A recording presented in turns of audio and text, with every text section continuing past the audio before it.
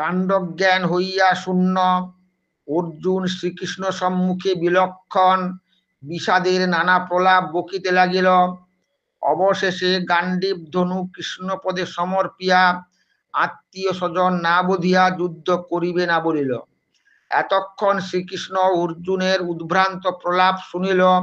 তারপর সখা কৃষ্ণ উচ্চারিল তাহার প্রথম তিরস্কার বাণী। বিষম সংকটকালে অনার্য মূর্খের মতন কেন বকিতেছ? ইহাতে তব অখ্যাতি রটিবে তাহা কি আমি না জানি? মোহময় হৃদয়ে তুচ্ছ ক্লীবত্ব সম্বলে করিয়া ত্যাগ।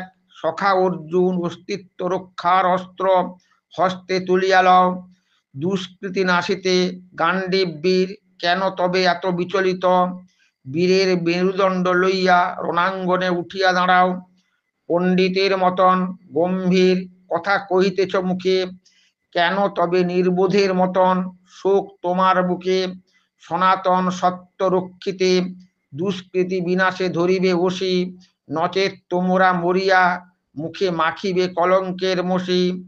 তব কর্ম তব ধর্ম এ জগতে পালন করো হে ধনঞ্জয়।